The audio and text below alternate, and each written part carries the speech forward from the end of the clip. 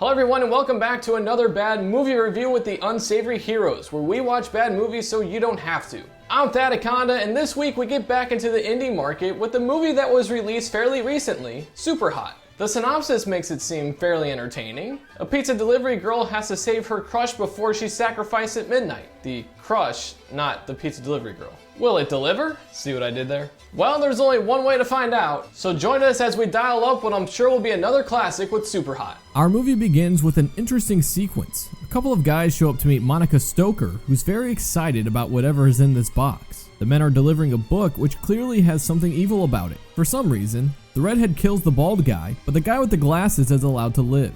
You're lucky you're not my type.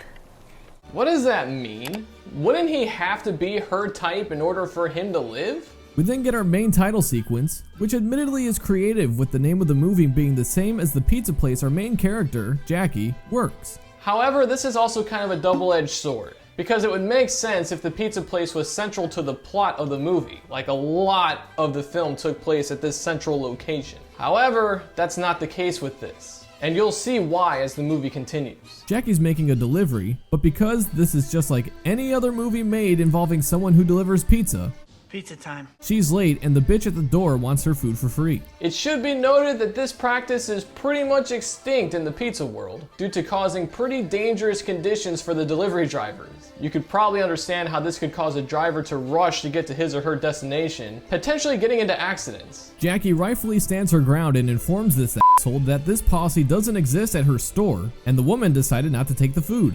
For some reason, Jackie shakes up the pizza. We then get an incredibly long sequence of our character just driving around listening to her radio. What I'm guessing are some classmates pull up next to her, and she's embarrassed about jamming out in her car. Either that or she's trying to hide the fact she works for a pizza place. Look, there is absolutely nothing down to driving around town with your windows down and your radio all the way up and just rocking out with yourself. Hell, kick it up a notch. Just start blaring the lyrics as loud as you can until you blow out your vocal cords. Who cares what anyone else thinks on the road? Jackie walks into the shop and it looks like this place hasn't been cleaned in ages. Oh my god. What is that? She informs her boss this was her last delivery and she's quitting. Carl informs the audience Jackie's not going to college, so he offers her a job to be a drug dealer instead, to which she declines. As you can see here, this is the issue with the title of the movie and the film itself not really syncing up. It would be one thing if throughout the whole movie it was something that she was building up to get to this point with wanting to quit her job, and maybe have it finish with her saying some badass line about her quitting to her boss. But unfortunately, it just happens right out the gate in this movie. There's no tension, there's no build-up, it just happens. Jackie meets her friends Sam and Kevin outside, where they break into dance for 10 seconds. The three have a discussion on who would play which Avenger had the series of films been made in the 90s, which then breaks off into who would take what role in Star Wars. This is a nice transition to the next scene, which is the group playing Star Wars Battlefront. They discuss going to watch a movie that night, and Jackie's all upset Kevin has to work and will miss out. We hear the sound effect of a truck backing up, alerting Jackie to her neighbor packing up and getting ready to leave. As the three huddle around the window, we discover she has a crush on the person moving away, Carmen. The guys try to coerce her to go talk to Carmen, but Jackie doesn't want to do it because she feels embarrassed about a time she flirted with her. Look, there's nothing to be embarrassed about with this conversation she was having with Carmen. We've all been there where we've been sick and taken NyQuil and sent texts to people without knowing what we're saying that leads to a very awkward moment later on, maybe the next day. God knows I've passed out right before a conversation got good over text messages. The guys convince her to go over and chat with Carmen, to which she reluctantly agrees. Jackie approaches her crush and gets cock-blocked by Carmen's boyfriend, Brad. Carmen invites Jackie over to her new place that night, but Jackie declines because she's watching the movie with her friends. It took me until the second time watching this movie, but I really like the way this scene sets up some foreshadowing. The whole time, Carmen's trying to get Jackie to come over to the place later that night, and it establishes Brad's character and what he's mostly there for, especially when we get to the final act. Jackie's all upset about the encounter, and Kevin points out the obviously creepy aspect about the whole thing in that Brad is 25 and Carmen is 19. We get another long shot of the three friends just driving around before dropping off Kevin. Sam has a quick chat with Kevin's dad, but it doesn't provide any information necessary to the plot other than informing us what we already know about Kevin heading off for school. At the local comic shop, Sam and Jackie have another conversation to show they're nerdy while sound effects from a pinball machine are heard in the background. Sam tells Jackie she should email ILM because he thinks she'd be a good intern for the company. Because Jackie has close to no self-confidence, She doesn't think this is a good idea. The two approach the counter and ask for a Gundam kit. Because this movie likes to work with stereotyping nerds, the clerk asks Jackie a bunch of irrelevant trivia questions. My counter offer? Radioactive Man meets the Kansas City Royals. She wants the regular version of the model, and he guilt trips her into buying the more expensive figure. I get what the wannabe comic book guy was going for here, but his example just totally misses the point. What he's basically trying to get across to Jackie here with his example is, he asks her if she owns Back to the Future on standard DVD or Blu-ray, and she responds with Blu-ray because of the better quality. Makes sense. And then he relates that to paying a higher price for better quality, which is a fine example, especially when you look at DVDs to Blu-rays, because there's maybe, what, a $5 to $10 difference between the two? However, where his line of thought just goes totally off the rails is that he's basically comparing a collector's item to a standard figure. And as anyone with any kind of common sense would know, there is a substantial difference in price between the two, as he shows in this movie when he rings up the model as being over $400. Whereas if she wanted the regular one, which doesn't exist by the way, but if it did, it probably would have cost somewhere between $30 to $50. Do you see where it all falls apart for this guy? Sam tries to give Jackie a pep talk about Carmen and mentions how his mom once gave him advice that no woman will ever appreciate him. But Jackie says the reason she's moping is because her friends are leaving while she's staying in town. Jackie sees Carmen all finished up with her packing and freaks out. Once Carmen leaves, she gets out of the car to snoop around, but Sam talks her out of it. They go back to Superhot to ask to borrow one of the delivery cars. The owner is confused by Jackie's reasoning until Sam chimes in with them only needing the things because they're trying to get laid. Eddie, being the nice guy that he is, just tosses the keys over. Jackie and Sam go over the game plan while waiting outside the house. Jackie rings the doorbell, but it's Monica who answers the door. After an awkward interaction, Monica invites Jackie into the house. Sam sees Carmen pull up. He sneaks around the back of the house and peers through the kitchen window and sees the redhead drugging the drinks. Are you the sort of man who would put the poison into his own goblet or his enemies? He then picks through the garbage and finds a rubber hand, which I guess is supposed to belong to a dead person. Upon freaking out, he bursts through the front door and breaks Jackie out of the place. The two drive away, but they're followed by a mysterious person in an SUV. Sam lays out what he just saw. Zoe the redhead is concerned they're running out of time, and Monica makes it seem like she's on more of a time crunch than anyone else. At Brad's garage, he's chilling with his friend playing Fallen Order. Jackie says Carmen's in trouble, and Brad starts crying because he had just broken up with Carmen. At some point, Jackie and Sam brought Brad up to speed, and Brad tells everyone Carmen said she was in love with someone else. Sam tries to give Brad some advice on how to get over the breakup, which leads Jackie to take her eyes off the road for way too long. So what happens? Zoe the redhead is standing in the middle of the road, causing Jackie to swerve. They almost hit a guy who's backing out of his driveway. He gets all pissy they almost wrecked his car. Zoe snaps his neck, but then she gets blown away from off screen. Warren Van Helsing is the gunman and plays it off cool as shit.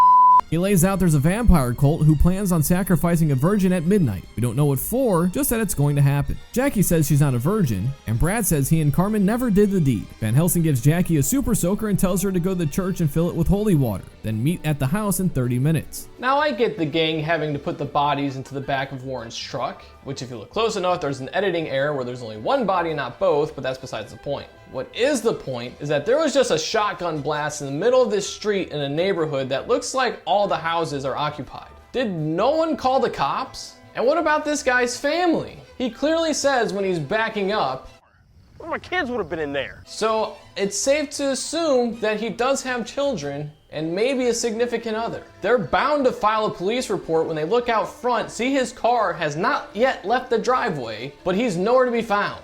If Jackie's having a tough time dealing with her friends moving away, how the hell is she gonna handle hiding a dead body? Sam and Van Helsing take a ride where Warren gives his family backstory, and Sam tells us how his dad wants him to be an accountant. After the two chit-chat, Zoe wakes up and sneaks out the back of the car. Why she didn't just snap both of their necks, I don't know.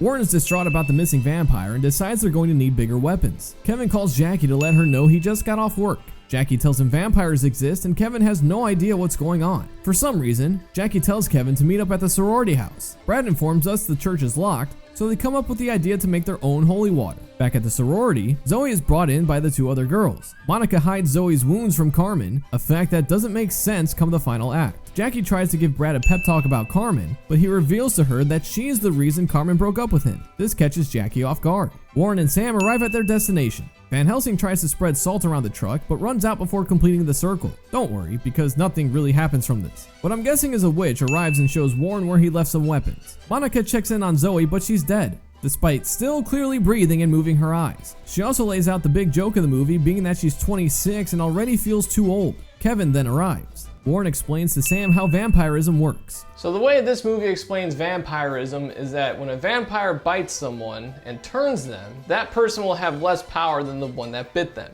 Okay, that makes sense. However, if you do enough math, if that line keeps going, eventually the very last vampire will have basically no power. So if I'm the original and I have 100%, I bite someone, they have 99, 98, 97, you see where this is going. So mathematically, this isn't really a bad thing. It would just turn everyone into vampires.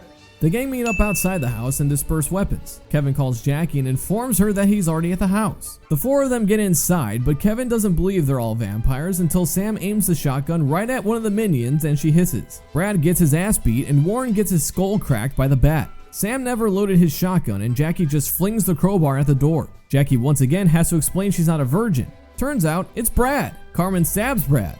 What a twist! Outside the house, the gang forms a new rescue plan. The girls perform their ritual and summon the soul of Dracula into Brad's body. He agrees to offer them their wish of eternal youth, but because this movie was made in 2021 and feels obligated to make fun of old traditions, the girls don't want to be his brides. Their whole purpose to summoning him and staying youthful was because they're models and staying young forever would skyrocket their careers. Sam blasts Dracula from off screen and the final hunt begins. The girl wearing the blue runs right into Kevin's crowbar, and then he shoots her with a shotgun. Sam, using his brain, asks for one last request before dying, and that's a kiss. He straps the grenade belt to his assailant and blows her in half. I gotta say, this is a smooth move by Sam. However, it all relies on her putting her hands around his head. What if she didn't do that? Because his arms are clearly pinned underneath her. If she would have just went in for the kiss, where does that leave him? He'd be dead. His throat would be ripped out. Monica gets her neck crushed by Dracula. Jackie sprays Carmen with holy water, but it doesn't work.